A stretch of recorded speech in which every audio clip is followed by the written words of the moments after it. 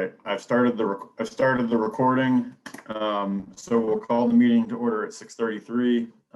First order of business is to review and make any changes to the agenda.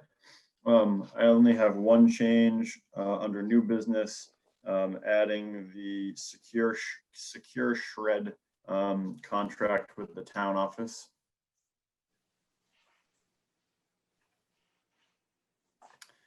Anything else to be added to or changed on the agenda?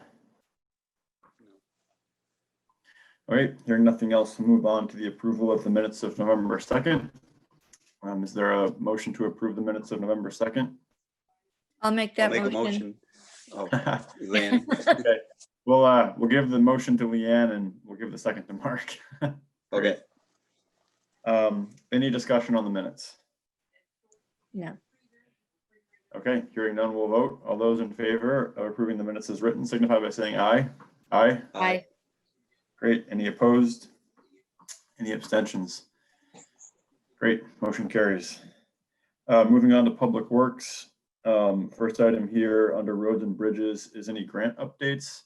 I haven't heard of anything really moving there. Mark, have you heard any news on any grants? No, I haven't heard anything.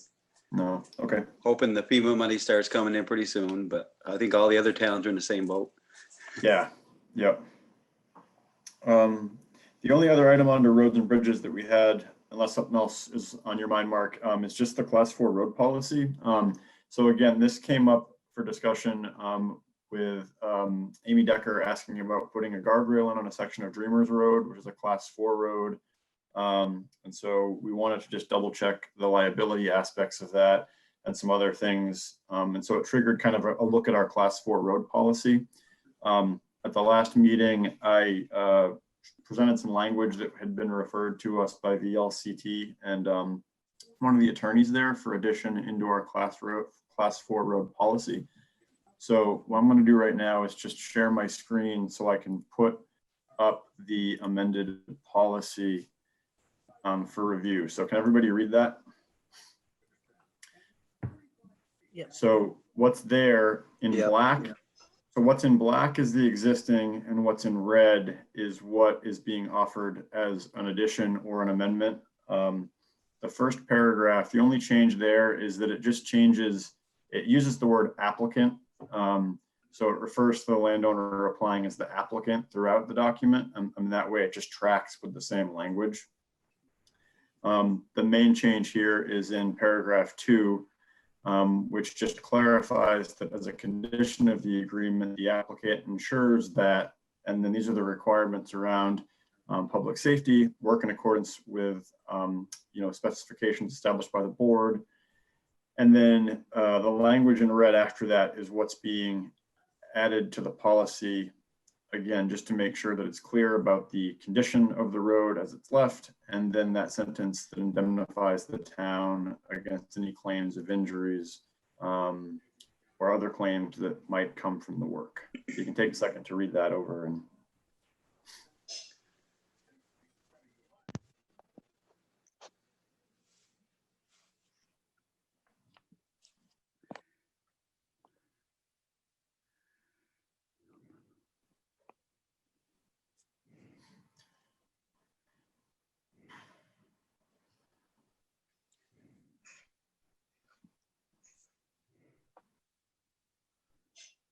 Looks good to me.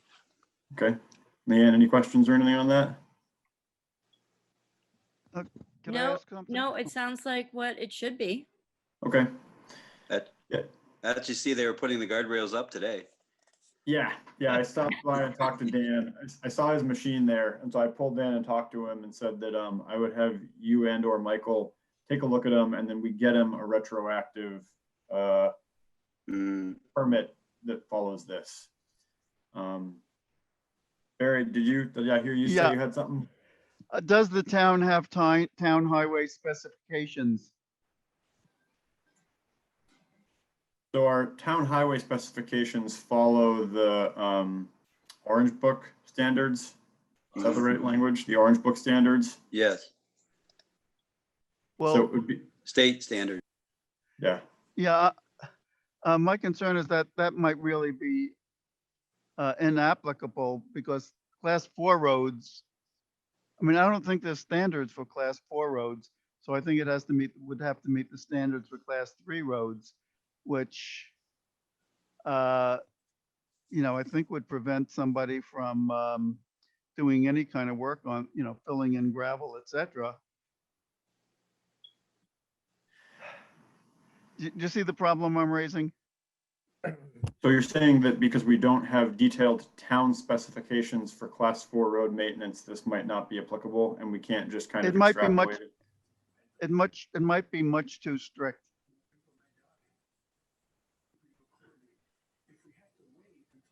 Of course, I mean, we can do have standards for our class 3 roads and class 2 roads. I mean, Right, and when somebody fills in gravel on any of the class 4 roads and maintains it, are they doing it to those specifications? Well, since this is if this is a class 4 road, then those specifications wouldn't apply if they're class 3, right? Well, if you don't have, I think what you need to do is draft up some specifications for class 4.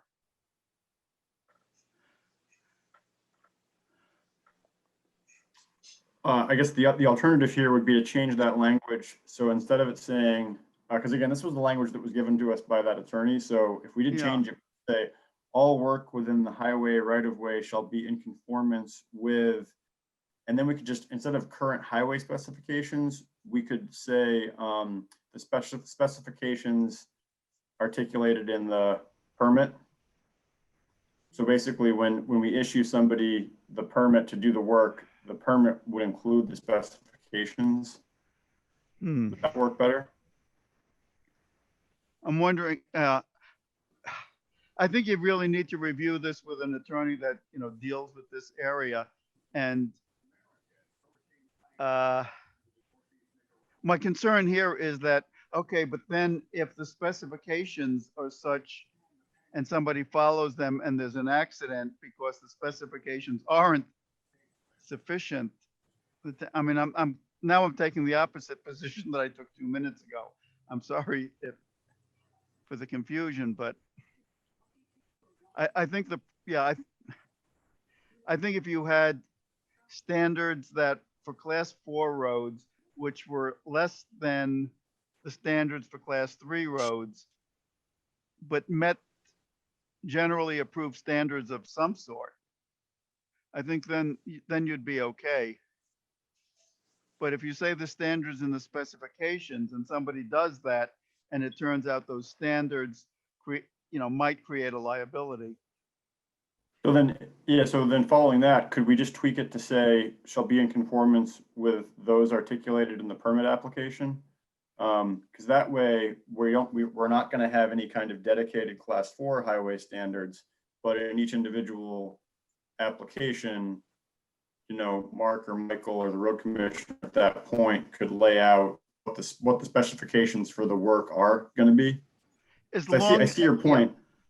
As long as they have some, some generally accepted standards that they're requiring in the application, I'm pretty sure you'd be okay. But if it was just, looks good enough to me, that could come back and bite.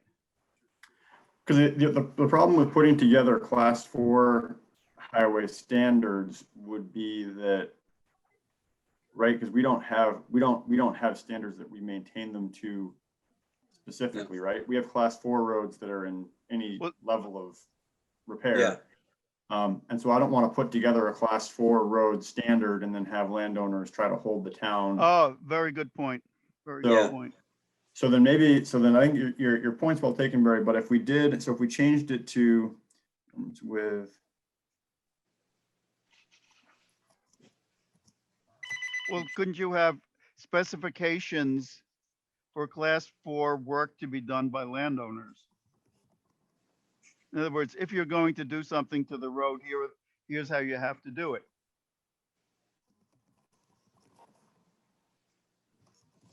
And that's why, so if we change it to this, Barry, so all work within the highway right of way shall be in conformance with the specifications articulated in the approved permit application. That way, the standards are specific to what's in the approved permit application and not general class 4 standards. Right.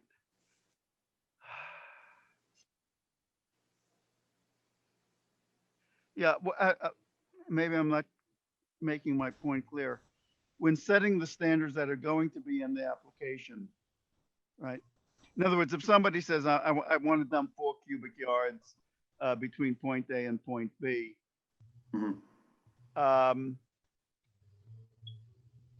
and for that kind of road, the standard, I'm not talking about a government standard, I'm talking about generally accepted within the industry standards, would require 6 cubic yards. You know, you need something to compare it to say, no, it should be this and not just what you've applied for. So when the road commissioner is making an approval, it's not done with, you know, unlimited discretion, but follows some kind of standard. But wouldn't The those be language what- is fine. The language, I'm not objecting to the language. Either language would be fine as long as you had a standard that it could be matched against. the standard would be that's what's determined by the road commissioner, right? Right, but the road, I'm saying is the road commissioner should have something for guidance. Yeah. No, yeah, that makes sense. And that could be a separate document or, yeah, I mean, maybe if, I don't know if, you know, maybe the contractors around here have something that they refer to when they're doing somebody's private driveway or something, rather than, or maybe it's just their experience, I don't know. But if there is some standard for that kind of work, then you could, you'd have something to match it against. I mean, So it's There- not the there is language. standards. It's not I the mean, there's language, it's class- how Yeah. it's how it's applied.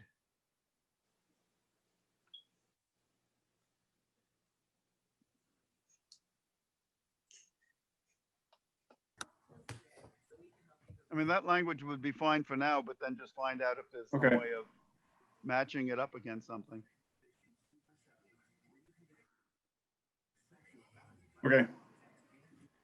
Well, if this amended, again, this does not really change the policy Right, per se. It just all this does is just articulates, it re-articulates in a better fashion the indemnification of liability, and then just again clarifies the conformance with specs.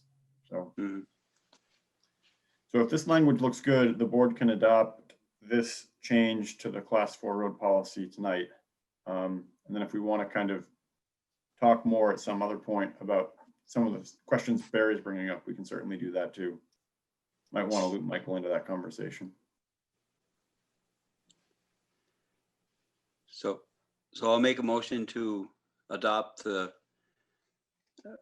new language for the class 4 road policy. Okay, great, Okay, I'll second that. great. So we have a motion made and seconded to adopt the amended language. Is there any further discussion? Hearing none, we'll vote. All those in favor signify by saying aye. Aye. Aye. Any opposed? Any abstentions? I'll abstain. Okay, and we have one abstention from Suzanne. Great, thanks, everybody.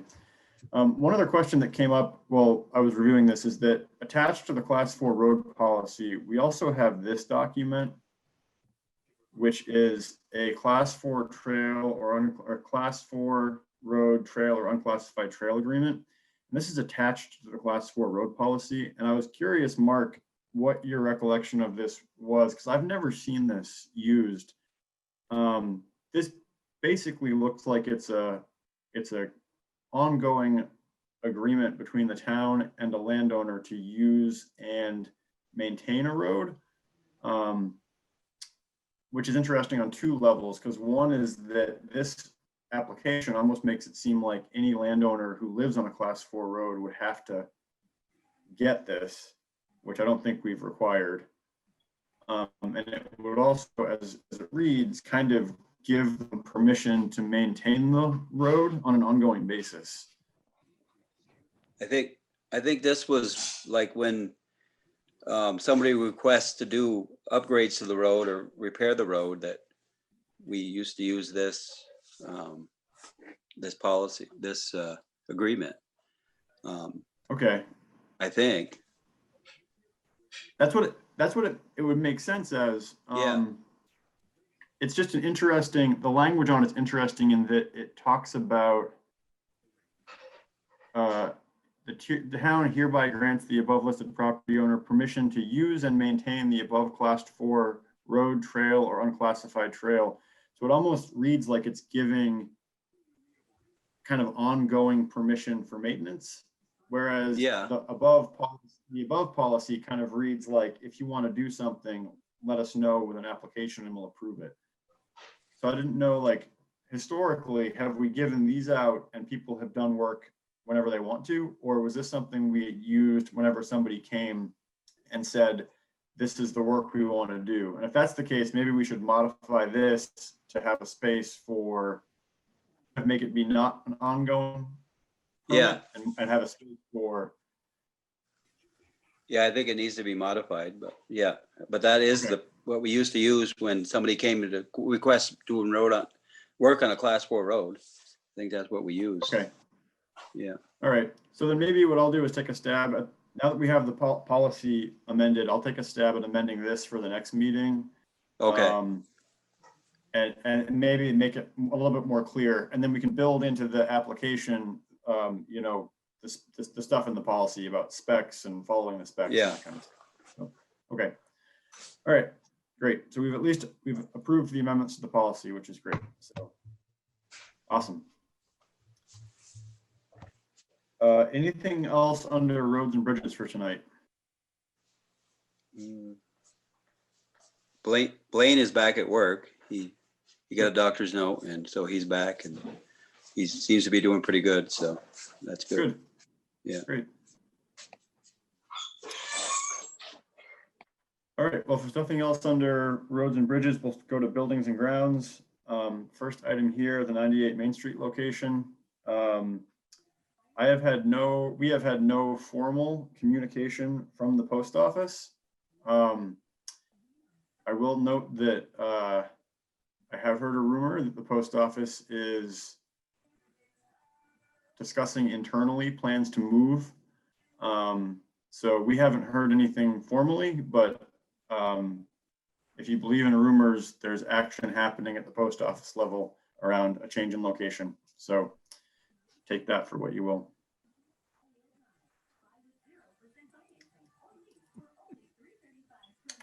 Other item on here is just the town office PSB renovations. I did connect with Jacob this afternoon by email on this because he couldn't be here tonight. And we're trying to nail down a time for us to get together to get that RFP together and get that out. So we are making slow progress on that front too. Anything else under buildings and grounds? Anybody's got?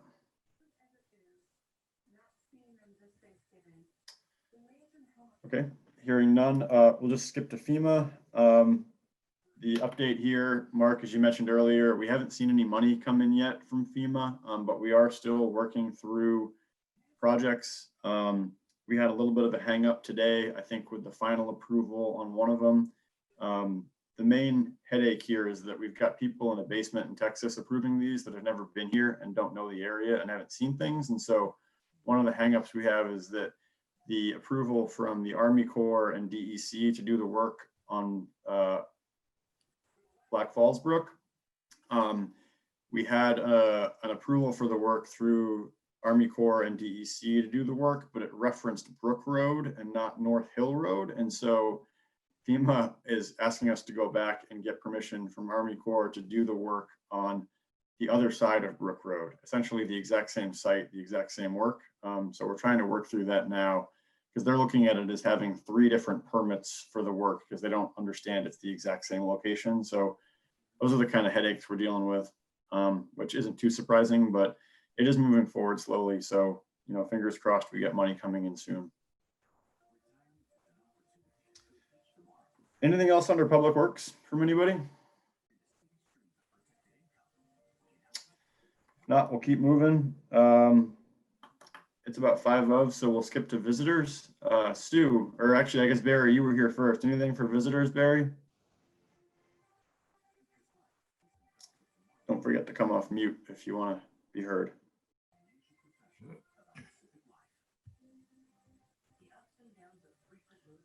Okay, I'm not hearing anything from Barry. So Sue, anything for visitors?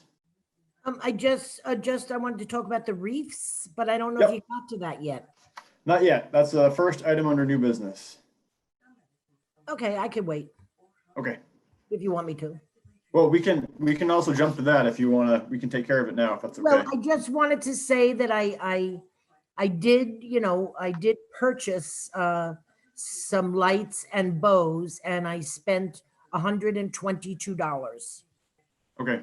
So And you said that you did have a group of volunteers who were. well, but now with the governor's new thing, that is, we had to cancel for this Thursday. So now we're trying to figure out how we can do it in twos and, like somebody takes 5 or 6 wreaths and then somebody else comes in and checks. So we're still working out the logistics of how we can do this, Okay.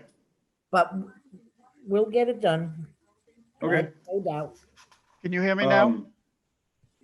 Can hear you now, Barry. Yep. Just hang on Yeah. 1 second and we'll finish this Okay. and we'll circle back. That was Okay, it. well, so I would move to issue a reimbursement to Sue in the amount of $120 for the expenses associated with the, I'm sorry, $122 for the expenses associated with the holiday wreaths. I'll second that. We have a second from Leanne. Is there any further discussion? Not hearing any, we'll vote. All those in favor signify by saying aye. Aye. Aye. Great. Any opposed? Any abstentions? Great. Motion carries. Thanks, Sue, Also, Sue, thanks for taking the health officer position back. Oh, you're welcome. Yeah. You're welcome. Yay, Sue. Oh, yeah. Enthusiasm. Oh, Charlie, I did have one question on that health officer thing. Yep. Did you have I think Liz said there was a couple of things that had come in that 30 days. Do you have Nothing- anything that I need to follow up on? I think the only thing that came in was just the health officer manual. Like Oh, it was I have that. correspondence from the Department of Health. I'll double check with Liz though. Yeah, she thought you might have gotten a call or something, or I don't know. No, there's one situation that I should talk to you about.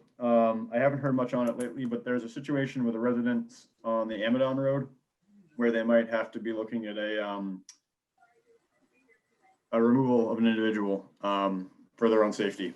So we can connect on We that. connect on that, yes. Great. Barry, visitors, anything for visitors? Yep. The website, Yes. it's impossible to find agendas and minutes Right. for select board or the planning commission. And Yep. it's not just a matter of an inconvenience, it's also, violative of the open meeting law, since those items are required to be posted on the website. Well, are they not posted there or are they just Well, harder? they to find? are. The select board is posted there. I couldn't find it. Click Oh, on they- select board. Yeah, I think they're all posted there. They are. That website is it is being worked on by Zach right now. And so last time we talked, he was looking to launch the new website January 1, basically. So, we're aware that the website is, not great right now as he's working on it, but it is a work in progress. So we're hoping that Okay. come the beginning of 2021, we'll have the new one updated and ready to roll. But agendas and minutes are posted on there. Okay, while you're doing your stuff, I'll go see if I can find it and Okay. get back to you. Okay, sounds good. If there's nothing else under visitors, we'll move on to water commission issues. Only note here is that I did talk to Erin after our last meeting about the shut-off notices.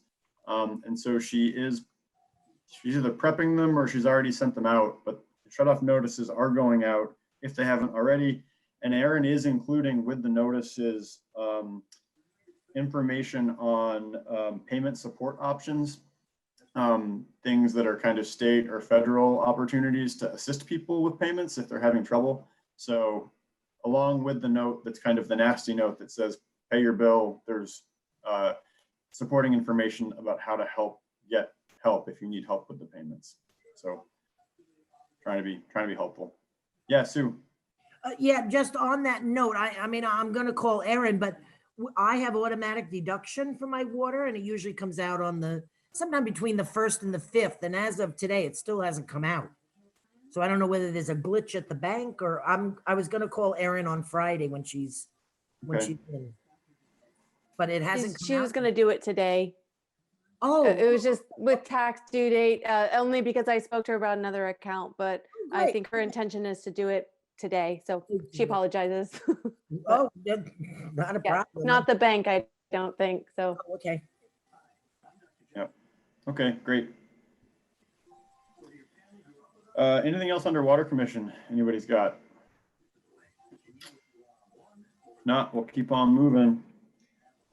Old business, first item here is COVID-19 and municipal response. So, you know, updates around this as people are aware, probably, unless you're under a rock, that Vermont is now trending in a positive direction, well, a negative direction, but positivity is up with cases. Most of the increase seems to be around central Vermont, but we are seeing an increase in Franklin County as well as a number of positive cases in Montgomery. So that's ticking up. We'll see kind of what happens. You know, hopefully it's something that can be curtailed. Two items though around kind of like municipal action here. One is that I did speak with Liz this afternoon, and Genevieve, feel free to hop in here if you want to add anything based on your discussions with Liz. But Liz was talking about kind of scaling back again as far as open door policy goes, and going back to by appointment only. Governor has basically said if you can telework and stay home. What Liz would like to do is keep the office open in that they will be there working because it's much more efficient for them.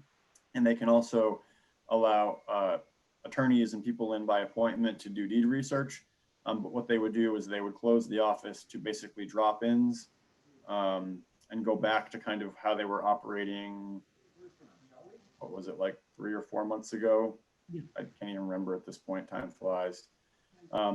Genevieve, feel free to add anything there that I might have left out or any other context that could be helpful. No, that pretty much covers it. I think the sticking points are just that since we are the caretakers of all of the land records, that I think by statute, we have to allow them, like people access to them, but it's not really clear, like, is digital access enough? So it's, and you know, that as we saw back in the spring, if you kind of put like damming up the works. So like all of the real estate transactions and all of the, refinancing and things like that do require people's access to the land records for research. So between that and just our concern for not having a lot of public traffic in, that sounds like, I left a little early today, but it sounds like that's where we're landing. Okay. So just like as a refresher, because Liz is now an appointed individual and not an elected individual, any changes to the office hours, policies, things like that do have to kind of get run by us. So I just wanted to put it to the board. Does anybody have any concerns or objections to Liz bringing the office back to the prior protocols around by appointment only for the foreseeable future? Okay, if there's no objections to that, I will let her know that that's good to move forward on, and we'll operate under that framework until future notice. The only other kind of municipal thing here is something we've talked about before, but it just gets at town meeting. We don't have to make a decision tonight, but if we do want to put everything to the voters by Australian ballot at town meeting, this board's going to have to vote to do that sometime in December as we get the warning together. So again, we don't have to deal with that tonight, but it is something to think about given kind of the trajectory that we're on, whether we want to do that. And then we should discuss the format for town meeting. If we do put everything to Australian ballot, do we want to have town meeting remotely on a platform like Zoom? Do we want to try to have an in-person, some sort of in-person gathering? I mean, we can do the math at the Grange Hall. We can kind of map it out and figure how many people could be seated at a safe distance and just kind of see how many people we could fit in there. But I think everybody kind of goes back in their mind's eye to past town meetings and how full the Grange Hall can get. I don't think we'd be able to safely space everybody. The only other thing I was thinking of was to ask Sandy about the gymnasium at the elementary school. But I guess the concern there would be that it would be essentially during school. And there's concerns around No, school is closed. on town meeting day. Yeah, Oh yeah, you that's go right. back the School- day after. So I guess school would be closed, but it is during the week of school. And so I don't know if there'd be issues with cleaning and that kind of stuff. So I'm happy to talk to Sandy and run it by her. Does anyone here know how many people that gym can hold? And I know it's bigger than the Grange Hall if we pull the bleachers out and clear everything back. I'm just not sure with everything going on if that's even possible. I mean, Yeah. the kids aren't even using the gym. Right. Yeah. I mean, Okay. I can ask her and see, but Yeah, if you see her, just ask her and see what she says. I mean, it's one of those long shot things. Yeah. Like if we get into like next month and things turn around and it's looking better. mhm. So I guess, I mean, we can basically push this decision until the last possible moment because who knows what's going to happen. But just want to prep everybody that town meeting is going to be different this year and we might need to vote to shift to Australian ballot for this year in the next few weeks. With Australian ballot, there'll still be an informational meeting, right? Yeah, there would still be informational meetings. Those would be probably like on the Zoom or Yeah, we don't- I think they would have to be on Zoom unless we manage to set them up in the Grange in a way where we can space everybody, because those are usually sparsely attended at best. Yeah, but I think they would be more attended if it's Australian ballot. Oh, that's true. Yeah. If that's what happened, then we would. Yeah. So we would need to do informational meetings and then we would still have a town meeting, a remote town meeting. The difference would be like, we couldn't make any amendments from the floor. So like any question that got put to the voters would be that question. There'd be no changing things, no changing. So the budget would be a little bit different. The other thing too, that I still haven't gotten clarity on is how we would have to run elections. Because if we're not nominating from the floor, people would have to typically have a petition that would have a certain number of signatures to get their name on the ballot, but the state has waived petition requirements for candidates, at least in the last election. So I don't know how that even works. So I'll try to get more clarity on how that's going to work. So again, there's nothing tonight that we have to do action-wise on that. I just want to keep that in everybody's mind so that as we move into December and we get towards when the warning has to be done, we're ready for that. Anything else under COVID-19 anyone's got?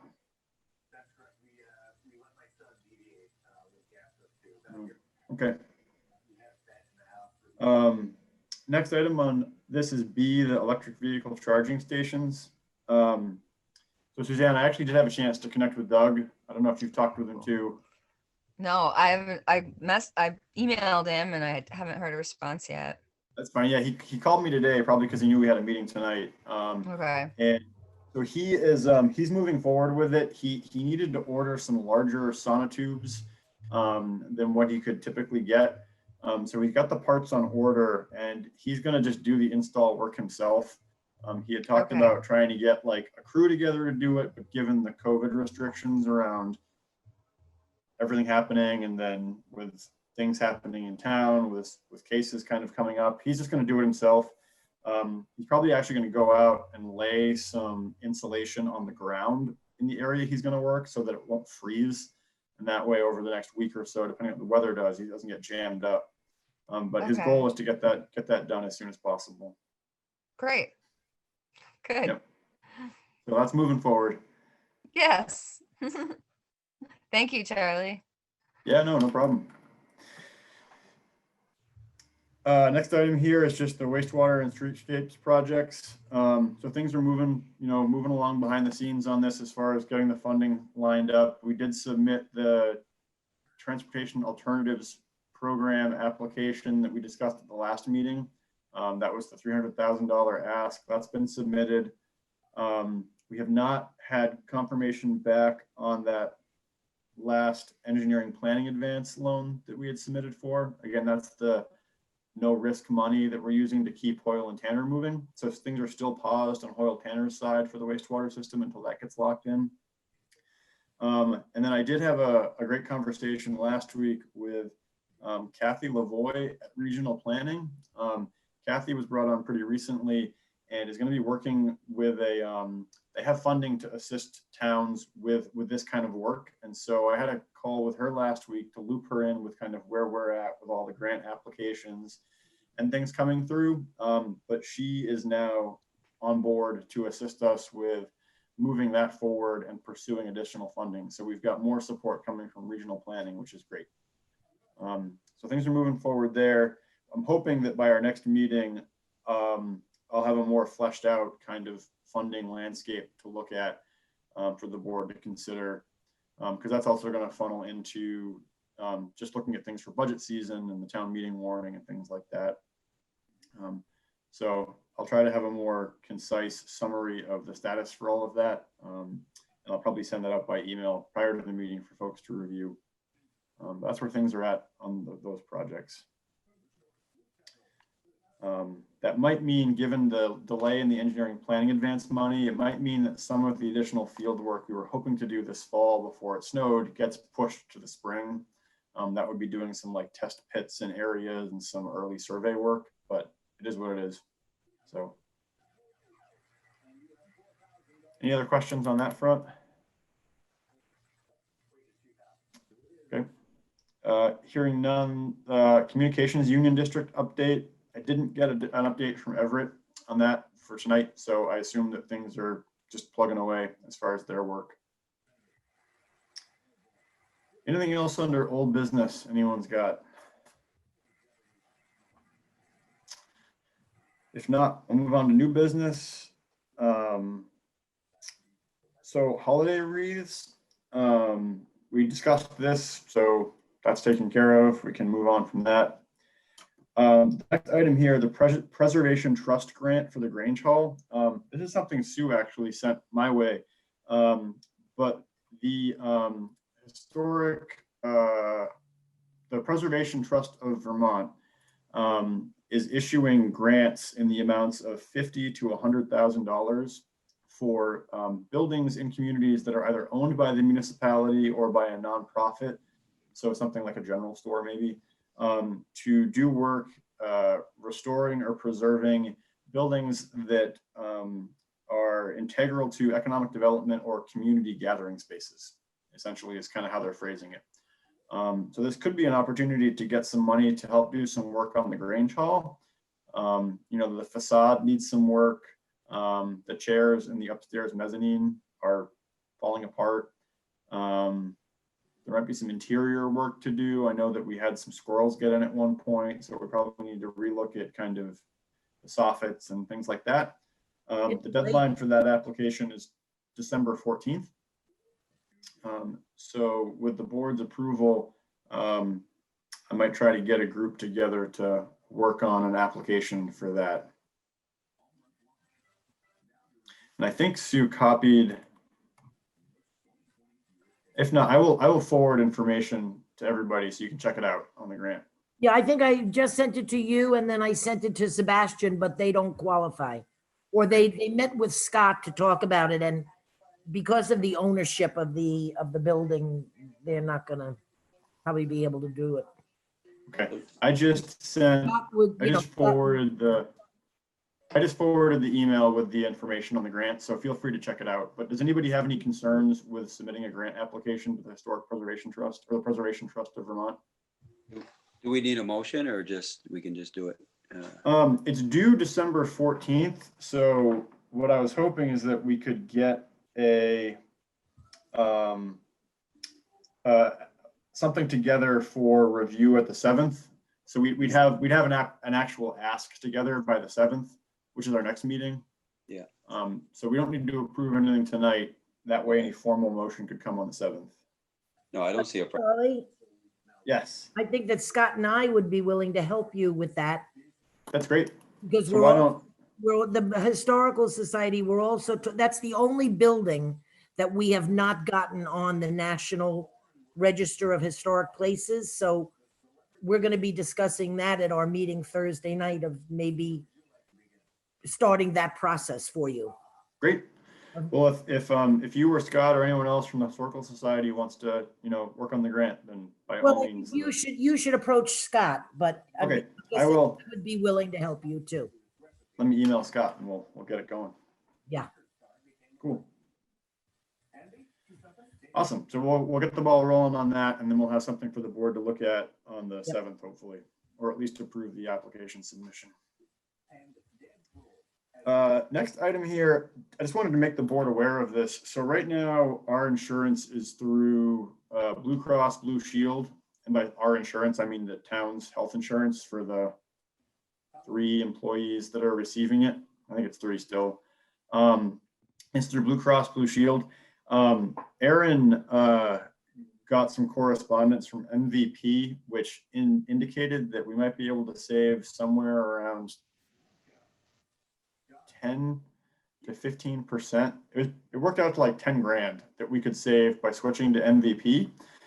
And she called them and kind of said, like, what's the catch? Like, what's the deal? What's missing? And it looks like there is no catch. It's just the rates with MVP are better. So she's going to investigate that. And if it does look good, we're going to shift the town's health insurance coverage to MVP from Blue Cross Blue Shield.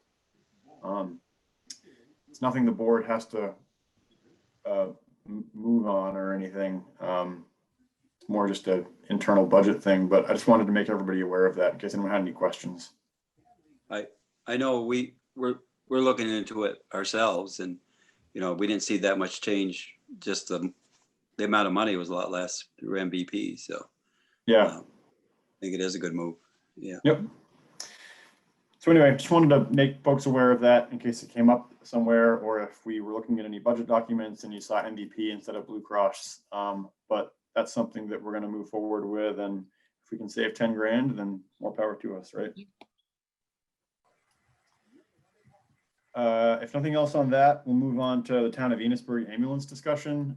So I was kind of hoping to have more information on this for tonight than I have.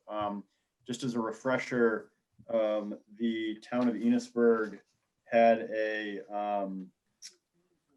meeting on October 29th, basically saying that Innisburg services Berkshire, Bakersfield, Franklin, Montgomery, Innisburg. We all pay that fee, but basically they're finding the same things that we found. They're hurting for staff capacity, they're hurting for finances, and they're trying to figure out basically what they can do. So they had the meeting on the 29th. I didn't hear anything after that, so I sent Billy Joe an email 2 weeks ago to follow up, and she got back to me at the end of last week just to say that there's no formal minutes or anything from the meeting, but she's got some notes she's writing up and she'll forward them as soon as she has them drafted. So I don't have anything tonight. I was hoping to have some more information, but as soon as I get that, I'll forward it to the board so folks can look at it. So no news on that front, other than they're still trying to figure it out, I guess.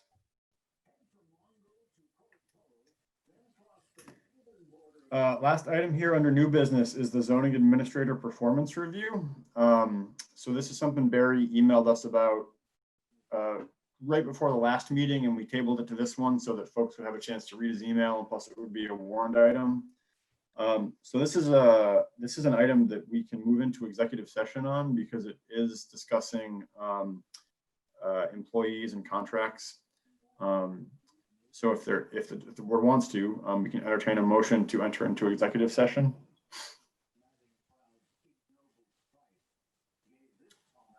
I'll make that motion. Okay, so we have a motion from Suzanne to enter into executive session. Is there a second? I'll second it. Okay, we have a second from Leanne. Is there any discussion on the motion?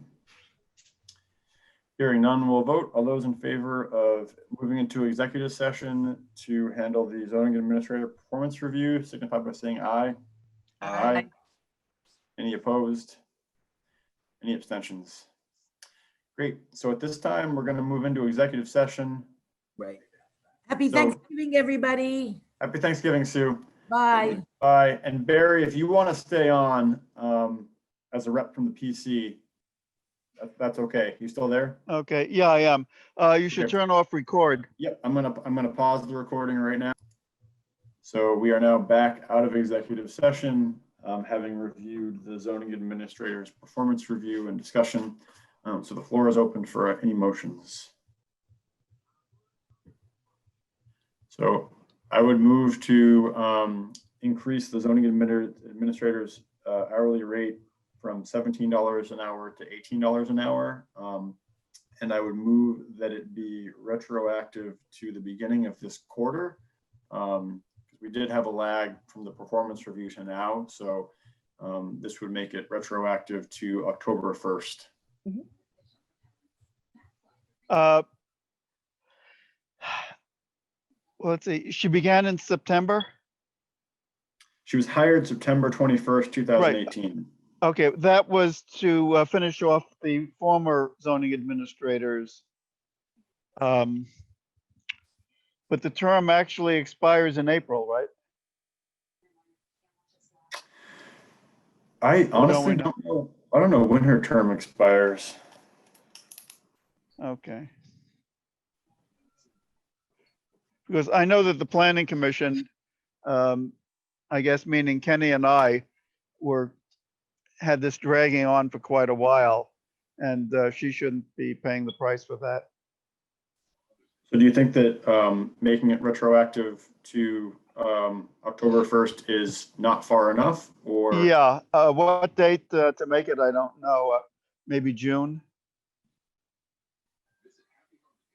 So what if we pegged it to the beginning of what we're now having be our fiscal year? So July 1st? Yeah, that's better than October. Yeah. Okay, well, then I will amend my motion to increase the lister's salary to $18 an hour, retroactive to July 1st of 2020. Charlie, you just said listers. I'm sorry. Yeah. Zoning administrator's hourly rate to $18 an hour, retroactive to July 1st. As far as her term goes on the website, it says it expires in 2020. I don't know if it doesn't give a month. A month. Okay. Oh, really? Yeah. So we'll have to pull. We have her contract, for lack of a better word, I think somewhere. I think we have that written down, so we can find out the month, but that's a good thing to All know. right. Oh, and I guess we should consider reappointing her. Well, yeah, that too. Great. So was there a second to the motion? I'll second it. Okay, we have a second from Leanne. Is there any further discussion? Hearing none, we'll vote. All those in favor, please signify by saying aye. Aye. Aye. Great. Any opposed? Any abstentions? Great. Motion carries. Barry, do you want to reach out to Ellen and let her know? I'll send her an email as soon as I get off. Okay, great. And also Barry, you still Thank need to you. change your batteries in your smoke detector. Yes, I'm aware of that. I was beeping Deaf during as our I last am. meeting. I only know because every time I hear it, I look around and go, that's not mine, is it? So we want everyone to be safe. Yeah. Great. And with that, we are through our agenda. Is there any other business? Hey, to be Charlie, brought the before the board? secure shred contract. Oh, sorry, that's right. Thank you, Just- thank you. it's okay. The added item. So the secure shred contract. So this should be pretty easy and quick. Basically, Liz reached out and asked about getting a container service for shredding. Right now, we have a shredder which is attached to a wastebasket. Probably have all seen those. They're like you feed them and they dump into a thing. So right now we use that to shred sensitive documents.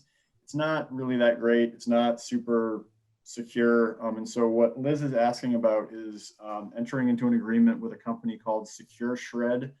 And the container service that they're looking at would be 164-gallon tote, they call it, but it's 42 inches high, 23 inches wide, and 29 inches deep. It holds 6 standard bank boxes of documents, if that means anything to anybody. But the price there would be for one unit is $22 for the unit, and then $22 per pickup. And the frequency of pickups would be every 4 weeks. So essentially, we're looking at an ongoing cost of $22 a month for the service. And given that this is, those things that are protecting people's privacy and sensitive information and financials and things like that, it seems like kind of a low cost to cover that. Any thoughts or? It sounds Sounds- reasonable. Yeah. Okay. Great. So then is there a motion to authorize the contract with Secure Shred as described? I'll make that motion. Great. I'll Is there a second. second? A second from Suzanne. Excellent. Any further discussion? Hearing none, we'll What would vote. be All the- those in favor? Sorry, was that something, Barry? Yeah, what is the term? In other words, is it a 1-year contract until Yes. canceled by either party? What, I believe the contract is ongoing until canceled. There's no term date on this. Okay, fine. So, yep. Any further discussion? Nope. Hearing none, all those in favor, please signify by saying aye. Aye. Aye. Any opposed? Any abstentions? Great, motion carries. Genevieve, you can let Liz know, or you guys can execute that at your convenience. Great. Awesome. Any other business for the board tonight? If not, we're cranking out these efficient meetings, that's for sure. So with that, a motion to adjourn is in order. I'll make that motion. Great. I'll Motion made second by it. Suzanne, second from Mark. Any discussion? If not, we'll vote. All those in favor, please signify by saying aye. Aye. Aye. Any opposed? Any abstentions? Great, motion carries. Thanks, everybody. Yeah. Have a great evening. You Have a too. good night. Bye. Night. Bye.